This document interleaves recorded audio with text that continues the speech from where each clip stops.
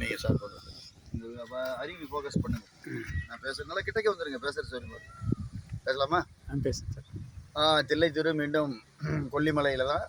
இது வந்து நம் அருவின்னு பேர். அந்த அருவியினுடைய ஃபோக்கஸையும் இப்போ நம்மளுடைய கேமராமேன் வந்து பதிவு பண்ணுறாரு.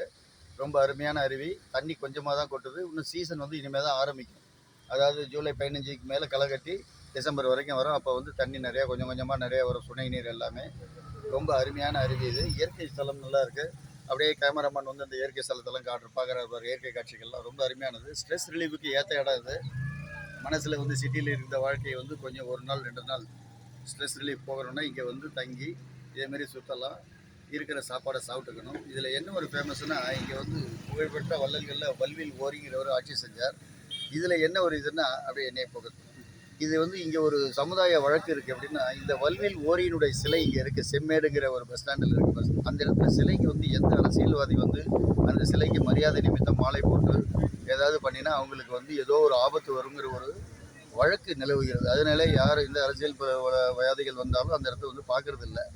அது வந்து கடவுளாக இங்கே கும்பிடுறாங்க. மற்றபடி இங்கே வல்வில் ஓரியினுடைய ஆட்சிகள் வந்து மிக சிறப்பாக நடந்ததுனால இந்த கொல்லிமலை வந்து மிக மிக புகழ்பெற்றதாக இருக்குது. ரொம்ப அருமையான இடம் இது. ஒரு நாளும் வந்து ஒரு விதமான ஒரு அதிசயத்தை கொண்டு வரக்கூடிய இடமா இருக்குது இந்த கொல்லிமலைங்கிறது. இயற்கை வாசஸ்தலத்திலே மிகச்சிறந்தது அக்கார்டிங் டு மீ. அதாவது ஊட்டி, கொடைக்கானல், ஏற்காடு இதெல்லாம் விட மிக அருமையாக இருக்குது. என்ன ஒரே ஒரு சின்ன குறைன்னா, பஸ் வந்து அடிக்கடி கிடையாது. கார்லேயோ இல்லை வேறு ஏதாவது ஒரு தனியாருடைய வண்டிகள்லேயே தான் வரணும். 70 ஹேர்பின் பெண்டு இருக்குது. எங்கேயுமே இவ்வளோ 70 பண்டை ஊசி வளைவுகள் கிடையாது. மிக அருமையான இது அது. அதை நீங்கள் பஸ்ஸில் வரும்போது பார்த்தா தான் ரசிக்க முடியும். நம்ம காரில் வரும்போது பார்த்தீங்கன்னா அது அந்தளவுக்கு அந்த ரசிப்பு இருக்குமாங்கிறது எனக்கு தெரியல. அதனால தான் நான் இன்றைக்கி பஸ்ஸில் வந்தேன். சேலம் வரைக்கும் போய் வண்டியில் வந்துட்டு ரயிலில் வந்துட்டு அதுக்கப்புறமா ராசிபுரம் மார்க்கமாகவும் வரலாம். இல்லைனா நாமக்கல் வந்து நாமக்கல்லேருந்து வந்து உங்களுக்கு ஒரு 1/2 hour 3/4 மணி நேரத்துக்கு ஒரு பஸ் இருக்குது. இது நம்ம அருவின் பேர். இன்னும் நிறையா இடங்கள் இருக்குது. போதுமான நேர அவகாசங்கள் இல்லாதனால ஒரு சில இடங்களை மட்டும் நான் கவர் பண்ணுறேன். மீண்டும் அடுத்தடுத்த காணொலியில் சந்திப்போம். நன்றி, வணக்கம். ஜிபே பண்ணுங்கள், சப்ஸ்கிரைப் பண்ணுங்கள்.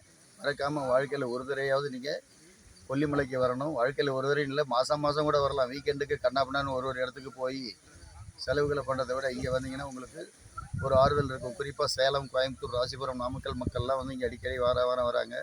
இங்கே மிக சிறப்பானதுன்னா இந்த ஓரியை கொண்டாடக்கூடிய வல்வில் ஓரியை கொண்டாடக்கூடிய திருவிழாக்கள் ஆண்டில் ஒரு ஆடி மாதத்தில் நடக்குது.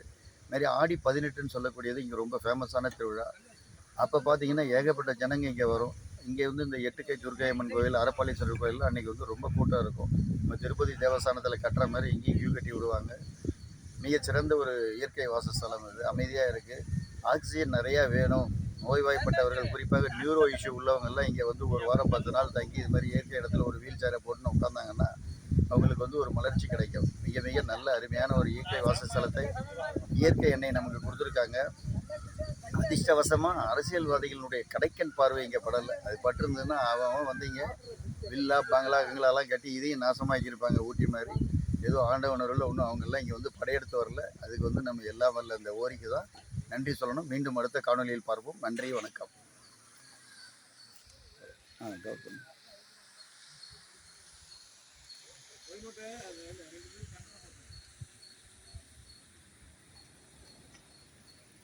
நீ நல்லா சொன்னா.